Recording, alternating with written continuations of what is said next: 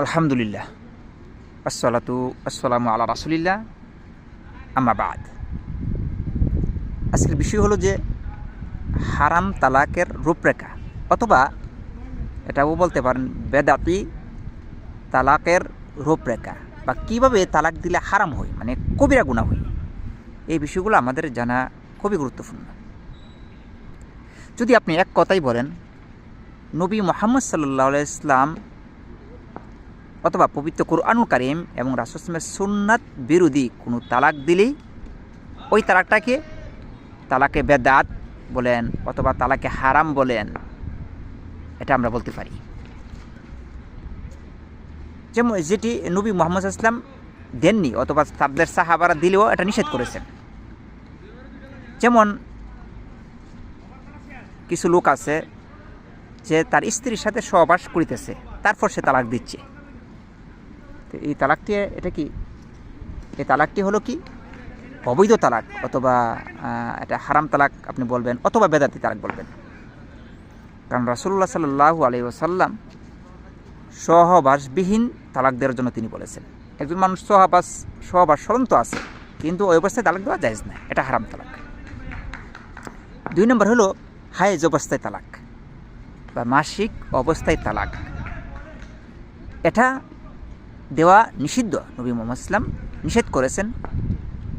কেউ যদি এই মাসিক অবস্থায় তালাক দেয় সে গুনাহগার হবে।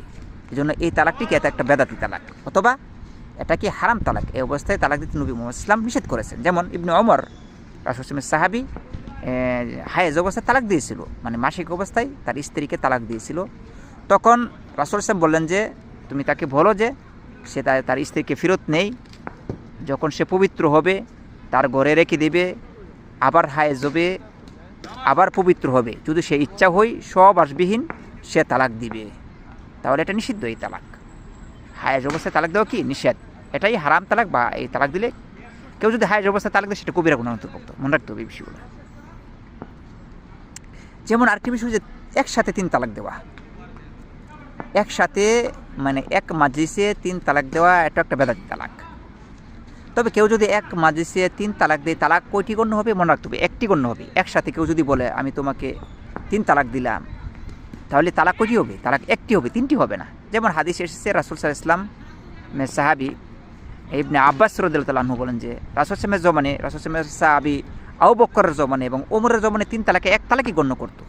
ওমর রাদিয়াল্লাহু তাআলা আনহুর আমলে যখন মানুষ অতিরিক্ত বাড়াবাড়ি করা শুরু করলো, মানে একসাথে 3 তালাক দিই, এই জন্য ওমর বিন রাদিয়াল্লাহু তাআলা আনহু তিনি শাস্তির স্বরূপ তাদেরকে 3 তালাককেই কার্যকর করত শাস্তি হিসাবে।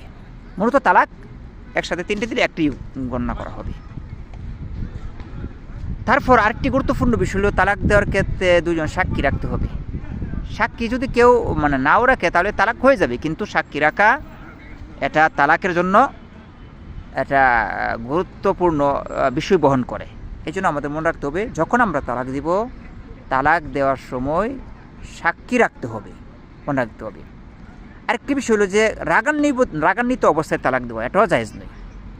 রাগান্বিত অবস্থায় নবী মুহাম্মদ সাল্লাল্লাহু আলাইহি ওয়াসাল্লাম তালাক দিতে নিষেধ করেছেন, এমনকি তালাকও হবে না। রাসূল সাল্লাল্লাহু আলাইহি ওয়াসাল্লাম বলেছেন যে লা তালাক ওয়ালা আতাক ফিল ইগলাক।